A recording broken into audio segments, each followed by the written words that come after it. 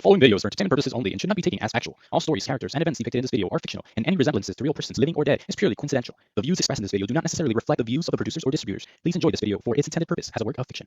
Welcome to my channel. I'm about to tell you a fictional story, so I hope you like it. Hello, my name is Michael. I'm a systems administrator and I work heavily on Windows systems. I want to tell you about the strangest thing that's happened to me. It might even be hard to believe. I have been in the IT industry for the past 12 years of my life, and I can say that I truly enjoy it. Besides the long hours I must endure from time to time and having to sit on my rear all day, this gig is surely better than being a construction worker, especially after I strained my back in that line of work. Anyway, at my IT job, one day we had planned to add another domain controller to the network to split the load of the roles the other two domain controllers were running. I proceeded to spin up a new Dell server and mounted it on the rack, then got everything set up like I normally would on a build like this.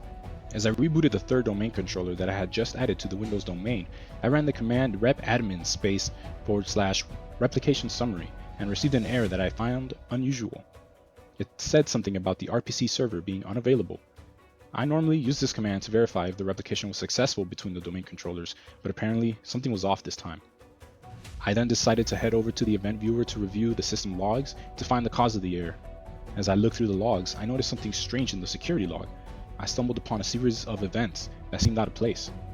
These events looked like a failed logon error, but when I looked at the details on the bottom pane, the description of the details was written in ones and zeros. At first, I thought this must have been a glitch in the system, but as I dug deeper, I realized that the logs were being altered by someone. In the security log, I noticed that some events had been deleted. I knew this since I compared the current log entries with previous backups of the logs.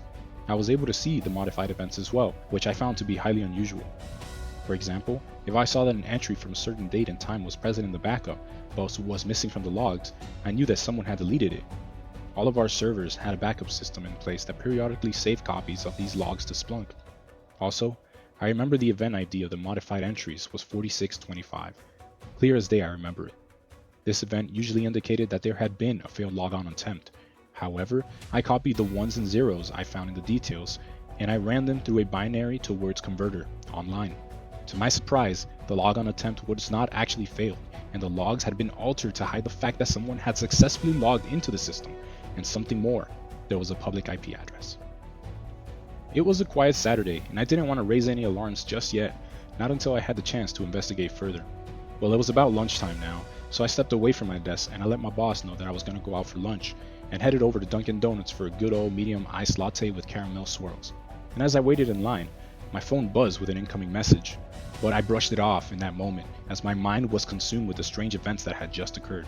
I had been in the IT industry for years, but I had never come across anything like this before. But as I went over to collect my latte, I checked my phone. I received a text message that read, "You found me." My heart immediately skipped a beat and the hairs on the back of my neck stood on end. Someone or something knew that I had discovered their presence in the logs. I did not respond to the message and went back to work after eating barbacoa tacos at a nearby taco shop. When I got back, I decided to run a network scan to see if I could detect any unusual activity or any signs of a potential breach. To my surprise, I found the same public IP address as the source traffic going to the domain controller, the same IP seemingly responsible for the log alterations. Looked to me like they were trying to open a reverse shell on the domain controllers. I looked up the IP address and didn't recognize the name of the organization that owns it. I don't recall too well what the organization was called. I immediately blocked the IP by setting up a firewall rule on the edge of the network to prevent it from accessing the system in the future, but I was still no closer to finding out who was behind the log alterations. I decided to run a trace route from the domain controller to see how far the trace would go. To my shock, the trace route showed that the IP was originating from within the company's network. I figured this since the trace didn't respond beyond the router's default gateway, and I knew for a fact we weren't blocking ICMP internally. How could someone within the company be responsible for these log alterations and attempt to access the system from the inside? I couldn't believe what I was seeing. I immediately informed my boss, who then briefed the company's management, and they were all equally shocked. We quickly launched an internal investigation to find out who was behind the IP address. It was midsummer, and the majority of the IT department was on vacation except for my boss, Derek, and me. I didn't let anyone else know that I received a cryptic message on my phone, because honestly, I thought I was delusional. I couldn't shake the feeling that I was being watched, hunted by an unseen force. The fact that the IP address was originating from within the company's network only added to my fear and to the uncertainty. I knew that I had to stay calm and focused if I was going to uncover the truth behind this mysterious breach. As I continued to work alongside Derek, who was another administrator, I couldn't help but feel like we were in over our heads.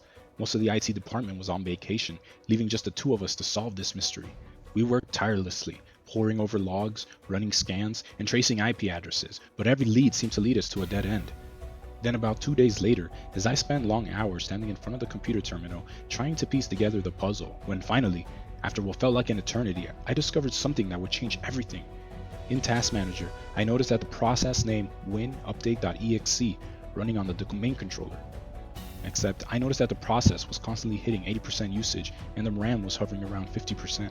This was very unusual, and I immediately opened Process Monitor to find out more about this process, and wouldn't you know it, this process was linked to the IP address that was responsible for the log alterations in the attempted breach. I found this IP address by once again turning the ones and zeros in the details section from binary to actual words. Derek and I quickly sprang into action, determined to stop the process and prevent further damage. We terminated the process in Task Manager and checked the system logs to make sure it was no longer active. We deleted the file from the file system, and then we ran a thorough scan of the entire network to see if the attacker had left any other malicious processes or backdoors. We noticed lots of network traffic during off-peak hours of the day. The traffic was encrypted and couldn't tell what it was. The investigation continued, but it continued without me. I got sick shortly thereafter and took paid time off for 2 weeks. I felt like crap and it lasted longer than I expected. Normally, I'm sick for 3 days to about a week at the most.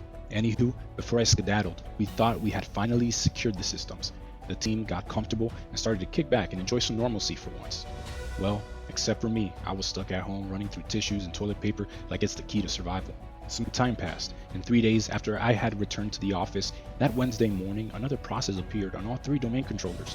This time, there was a process called explorer.exe, and it was using an alarming amount of system resources. We opened Process Monitor again, and to our dismay, it looked like the same as the previous process, a ones and zeros in the details and the same IP address. We were faced with the same threat once again, and we had to act fast. We ran a deeper scan of the network, and finally, we uncovered the location of the public IP address within our private network. It was a shocking discovery. Last time, we rushed to stop the process before tracking the source of what was creating or communicating these processes. We all started shooting multiple ideas at each other to explain as to why and how a public IP address could be functioning in a private network without routing externally.